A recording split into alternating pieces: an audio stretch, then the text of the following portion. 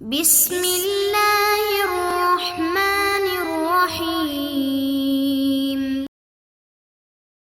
السلام علیکم ورحمۃ اللہ وبرکاتہ۔ عزیز طلبہ کرام، آج ہم باب الصرف کو شروع کر رہے ہیں۔ بے صرف یعنی ہم نے پڑھا تھا نا کہ بے مطلق، بے مقایضہ، بے صرف اور بے سلم، مبی کے اعتبار سے 4 قسمیں۔ تو بے مقایضہ یعنی سامان کے بدلے میں، بے مطلق یعنی پیسوں کے بدلے میں چیز کا خریدنا، اور بے سلم یعنی مبی بعد میں دینا اور ثمن پہلے دینا، اور ابھی بے صرف ہے۔ تو آج ہم اس کو تفصیل کے ساتھ پڑھتے ہیں۔ بے صرف کے مسائل میں یہ حصہ اول ہے، اور سبق نمبر آج ہمارا 102 ہے، اور اس میں بے صرف کی ہم شرائط پڑھیں گے، اور اس کے ساتھ بے صرف کے سے متعلق کچھ جدید احکامات ہوں گے، ان کو بھی انشاءاللہ ہم دیکھیں گے۔ صرف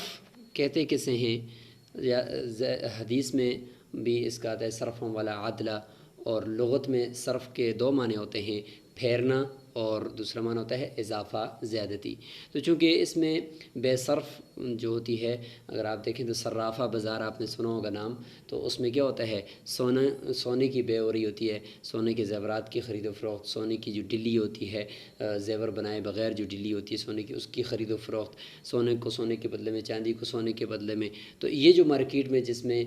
یہ سونے کی اور چاندی کی آپس میں خرید و فروخت ہو رہی ہوتی ہے، اس کو کہتے ہیں صرافہ بازار، اور اسی کو آپ سمجھ لیں کہ یہ بے صرف اسی سے متعلق ہے۔ تو چونکہ اس میں درہم دنانیر جو قدرتی طور پر، پیدائشی طور پر وہ خلقتاً ثمن ہی ہیں، کرنسی ہی ہیں، جو حقیقت میں کرنسی ان کو کہا جاتا ہے، تو ان کے آپس میں چونکہ تبادلہ ہوتا ہے اور وہ الٹ پلٹ ان کا ہو رہا ہوتا ہے، تو اس لیے صرف اس کا نام رکھ دیا۔ اور دوسرا یہ کہ چونکہ اس میں نفع کی زیادتی بھی ہو رہی ہوتی ہے، تو اس لیے اس کو صرف کا نام دے دیا، چونکہ لغوی معنی دونوں یہاں پہ آ کر فٹ ہو رہے ہیں۔ تو یہ ہو گیا جی صرف کا خارجی مفہوم، کہ اس کے اندر آپ ثمن کو ثمن کے بدلے میں، یعنی کرنسی کو کرنسی کے بدلے میں آپ فروخت کر رہے ہوتے ہیں، اس کا تبادلہ کر رہے ہوتے ہیں، کبھی سونے کو سونے کے بدلے میں، کبھی چاندی کو چاندی کے بدلے میں، کبھی سونے کو چاندی، چاندی کو سونے کے بدلے میں آپ فروخت کر رہے ہوتے ہیں۔ پھر چاہے وہ زیور ہو سونے کا، یا سونے کا کوئی برتن ہو، یا سونے کا کوئی اور چیز بنی ہوئی ہو، یا سونے کی محض ایک ڈلی سی ہو، اس کو آپ فروخت کر رہے ہیں اور سونے کے بدلے میں یا چاندی کے بدلے میں۔ تو یہ ساری چیزیں انشاءاللہ تفصیل سے اس باب کے اندر آئیں گی۔ سب سے پہلے بے صرف کی شرائط کر لیتے ہیں، چونکہ اس میں 2 ایسی چیزوں کی خرید و فروخت ہو رہی ہوتی ہے جو ثمن ہوتی ہیں، اور آپ کو پتہ ہے کہ ثمن متعین کرنے سے متعین نہیں ہوتا۔ اگر کوئی آپ کو 100 روپیہ دکھاتا ہے کہ میں آپ کو دوں گا، تو اس کی جگہ پہ وہ دوسرا بھی دے سکتا ہے۔ اگر 1 درہم دکھاتا ہے تو اس کی جگہ پہ دوسرا درہم بھی دے سکتا ہے، متعین کرنے سے متعین نہیں ہوتا۔ اس لیے اس کے لیے بھی کچھ کڑی شرائط ہیں بے سلم کی طرح کی، تاکہ یہ ہے کہ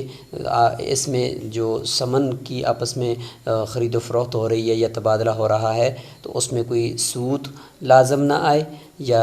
قبضہ نہ کرنے کی وجہ سے کوئی خرابی لازم نہ آئے۔ تو سب سے بنیادی شرط جو ہے وہ یہاں پر آپ کے سامنے ہے، وہ یہ ہے کہ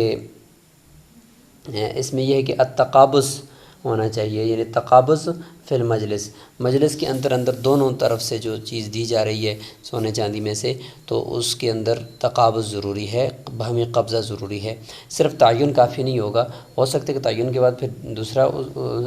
دوسری کرنسی وہاں پہ رکھ دی جائے، تو ظاہر ہے کہ متعین کرنے سے تو ویسے بھی متعین نہیں ہوتا، تو اس لیے پھر بعد میں کوئی جھگڑا نہ ہو جائے۔ نمبر 2، جو ذمے میں لازم ہو وہی دینا ہے۔ اگر ذمے میں دراہم لازم ہے تو دینار نہیں دینا، درہم کی جگہ پہ دینار تبدیل کر کے نہیں دینا۔ جو ذمے میں قرض آپ کے اوپر ہے، یا جو آپ نے کسی وجہ سے آپ کے اوپر لازم ہے، تو وہی آپ نے دینا ہے۔ اس میں پھر 2 صورتیں ہوتی ہیں کہ تبدیلی کی جو صورت ہوتی ہے، اگر آپ تبدیل کر رہے ہیں، یعنی ویسے تو آپ پہ جو لازم ہوتا ہے وہ تو مثلا اگر ریال ہے تو ریال ہی دینا ہے آپ نے قرضے میں، لیکن اگر آپ اس کے علاوہ چینج کر کے دینا چاہتے ہیں تو اس میں 2 شرطوں کے ساتھ آپ نے رکھنا ہوگا۔ نمبر 1 یہ کہ یوم ادا کی قیمت، جس وقت آپ ادا کر رہے ہیں نا، مطلب ریال آپ کے اوپر لازم تھے اور اب آپ پاکستانی روپے میں واپس کر رہے ہیں، تو جس وقت واپس کر رہے ہیں اس وقت کی جو اس کی قیمت ہے اس کا اعتبار ہوگا۔ ریال کی جتنی قیمت اس وقت پاکستانی بنتی ہے، وہ آپ کی ادائیگی کے وقت اس وقت کی قیمت کا اعتبار ہو کر اس اعتبار سے آپ دیں گے۔ دوسرا یہ کہ سارا دین ایک ہی مجلس میں دینا ہوگا، اس میں پھر آگے ادھار جائز نہیں ہوگا کہ آپ جو ہے وہ ایک ابھی دے دیں کچھ حصہ اور کچھ حصہ بعد میں دے دیں، ایسا نہیں کرنا۔ اور دوسری صورت یہ ہوتا ہے کہ اگر ہر ایک کا دوسرے کے اوپر بھی دین ہے، یعنی آپ کے اوپر دراہم ہیں تو آپ کے اس کے اوپر بھی کچھ دراہم اور دنانیر رہیں، تو اگر آپ مقاصہ کرتے ہیں، مقاصہ کا مطلب ہے کہ جو میرے آپ کے اوپر ہیں وہ آپ رکھو اور جو آپ کے میرے اوپر ہیں وہ میں رکھ لوں گا ان کے بدلے میں، تو اس طریقے سے باہمی مقاصہ کرنے کی بھی گنجائش ہے۔ تیسری شرط یہ ہے کہ التماثل فی صرف المتجانسین، اگر بے صرف کے اندر متجانسین کی بے ہو رہی ہے، یعنی ایک طرف بھی ثمن ہے دوسری طرف بھی ثمن ہے، اور دونوں طرف ایک طرف بھی سونا دوسری طرف بھی سونا، یا ایک طرف چاندی دوسری طرف بھی چاندی ہے، تو اس میں برابری ضروری ہے، اگر اس میں کمی زیادتی ہوگی تو وہ سود ہوگا۔ چوتھی شرط یہ کہ الخلو عن خیار شرط، خیار شرط اس میں نہیں چل سکتا، کیونکہ خیار شرط میں ہو سکتا ہے کہ ثمن جو ہے وہ مجلس کے اندر نہ ملے اور کسی ایک نے خیار شرط لگا دیا ہو، تو ظاہر ہے کہ ہم نے ابھی کہا کہ تقابض ضروری ہے یعنی مجلس کے اندر، تو لہٰذا وہ پھر تقابض تو پایا نہیں جائے گا، اس لیے یہ خیار شرط اس میں درست نہیں ہے۔ البتہ بعد میں خیار عیب ہو سکتا ہے، خیار رویت وغیرہ ہو سکتے ہیں، لیکن یہ کہ خیار شرط نہیں لگا سکتے۔ تو یہ ہوگی جی بے صرف کی شرائط آپ کے سامنے آ گئی ہیں۔ اس کے بعد ہم چلتے ہیں، یہ بات کر لیتے ہیں کہ بے صرف کن کن چیزوں میں ہو سکتی ہے۔ تو بے صرف کے لیے یاد رکھیں کہ بے صرف کے جو احکامات، یہ جو 4 شرائط ہیں یہ جو ہم نے لاگو کی ہیں، تو یہ بے صرف کے جو احکامات ہیں یہ صرف اور صرف سونے چاندی کی جو خرید و فروخت ہوگی تو اس میں یہ لاگو ہوں گے۔ اس کے علاوہ جو باقی کرنسی ہے، باقی جو سکے ہیں، فلوس وغیرہ جو تانبے کے بنتے ہیں، یہ لوگ کے یا کسی جگہ پہ اگر وہ رائج ہوں تو اس میں یہ بے صرف والے احکامات سارے کے سارے لاگو نہیں ہوں گے۔ ہاں کچھ ہوں گے جہاں پہ جنس ایک ہوگی تو پھر وہ اس میں کمی زیادتی نہیں ہوگی، اور مجلس کے اندر جو ہے وہ اس کو قبضہ کر دینا ہے، تو اس طرح کی چیزیں تو ہوں گی۔ اور آگے پھر کاغذی جو کرنسی ہے، کاغذی نوٹ ہیں، روپیہ ہے، ڈالر ہے، ریال ہے، جتنے بھی آج کل کاغذی کرنسی ہیں، تو اس میں مکمل طور پر یعنی بے صرف کے احکامات لاگو نہیں ہوں گے۔ وجہ اس کی واضح ہے کہ چونکہ سونا چاندی یہی ثمن خلقی ہیں، یہی ثمن قدرتی ہیں، ہمیشہ کے لیے یہی ثمن رہے ہیں اور پیدائشی ثمن ہیں۔ اس کے مقابلے میں جو نوٹ ہے، تو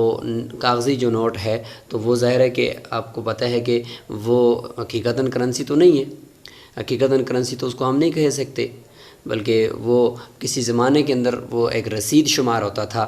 کہ یہ رسید ہے، اور اس کے پیچھے بینک جو اسٹیٹ بینک ہوتا تھا اس کے پاس سونا چاندی ہوتا تھا اور یہ اس کی ایک رسید ہوتی تھی۔ تو رسید جب ہوتی تھی تو اس وقت ہم یہ کہتے تھے کہ بھئی یہ ثمن نہیں ہے بلکہ یہ ثمن کی رسید ہے، چیک بک ہے۔ لیکن آہستہ آہستہ کرتے کرتے اس کی پشت سے سارا سونا اور چاندی غائب ہو گیا، اب کچھ بھی نہیں ہے اس کی پشت پر۔ اب یہی جو کاغذ آپ کے سامنے آپ کو نظر آتا ہے، کاغذی نوٹ، یہی ثمن عرفی بن گیا، یہی ثمن اصطلاحی بن گیا۔ قدرتی تو نہیں ہے، حقیقی ثمن تو نہیں ہے، لیکن عرفی تو بن گیا۔ اس لیے اس میں پھر 3 قسم کے فقہائے کرام جو موجودہ فقہائے کرام ہیں ان کے 3 مذاہب ہیں، اس حوالے سے 3 آراء ان کی آپ کہہ لیں کہ نمبر 1 یہ ہے کہ سونے چاندی کا یہ حکم ہو گیا ہے، یعنی ان کا بھی حکم وہی ہے جو سونے چاندی والا حکم ہے، یا لہٰذا نوٹوں کا بھی وہی حکم ہوگا جو سونا چاندی کا حکم ہوتا ہے۔ اور یہ ہو گیا جی پہلا مسلک، اس میں عرب کے کچھ فقہا بھی موجود ہیں۔ اور دوسرا یہ ہے کہ محض رسید کے حکم میں ہیں، یعنی یہ صرف رسید ہیں، ان میں سونا چاندی کا کوئی بھی جن کے نزدیک سونا چاندی کے حکم میں ہے تو اس میں وہی بے صرف کے سارے احکامات اس میں لاگو ہوں گے، اور جو کہتے ہیں کہ بھئی سونا چاندی کے حکم میں نہیں ہے، محض رسید کے حکم میں ہیں، تو پھر ان کے نزدیک بھی یہ ہوگا کہ یہ سامان ہے، محض ایک کاغذ ہے، ایک رسید ہے، یہ سامان نہیں ہے، لہٰذا اس کے اوپر تو کوئی بھی بے صرف والا حکم لاگو نہیں ہوگا، اس میں کمی زیادتی کرو جو کچھ بھی کرو، ان کے نزدیک پھر یہ ہو جائے گا۔ اور تیسرا جو قول ہے وہ ہے کہ ثمن عرفی ہے جی، یہ ثمن عرفی ہے۔ احناف نے اس کو لیا ہے، اور باقی شوافع میں سے بعض جو موجودہ زمانے کے انہوں نے پہلا اور دوسرے کو بھی لیا ہے، لیکن احناف نے جو لیا ہے وہ ثمن عرفی والے قول کو لیا ہے کہ یہ کاغذی نوٹ ثمن تو ہے کیونکہ اب باقاعدہ طور پر ساری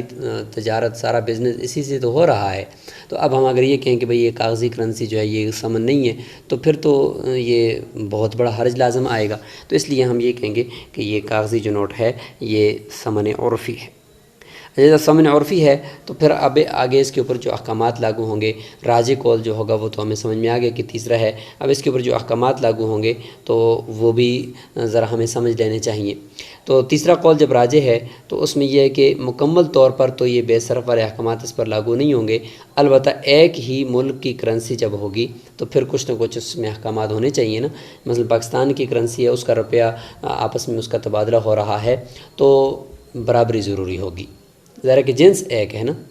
جنس ایک ہے تو برابری ضروری ہے، اور کمی زیادتی جو ہے اگر ہم اس جگہ پہ کہیں کہ بھئی نہیں یہ تو عددی ہیں، نوٹ عددی ہوتے ہیں، لہٰذا کمی زیادتی اس میں بے شک ہو، تو یہ تو پھر سود کا ایک بہت بڑا باب کھل جائے گا، کیونکہ سونے چاندی کے ذریعے سے تو آج کل خرید و فروخت ہو نہیں رہی، ان پیسوں کے ذریعے سے ہو رہی ہے۔ تو اس میں بھی اگر آپ کہتے ہو کہ بھئی یہ عددی ہیں، یہ ہیں، وہ ہیں، تو لہٰذا اس میں کمی زیادتی جائز ہونی چاہیے، تو پھر یہ بہت بڑا حرج لازم آ جائے گا اور سود کا ایک بہت بڑا باب کھل جائے گا۔ اس لیے فرمایا کہ اگر جنس ایک ہو تو کمی زیادتی جائز نہیں ہے۔ اور دوسرا فتویٰ یہ ہے کہ البتہ یہ کہ چونکہ جب جنس ایک ہوگی تو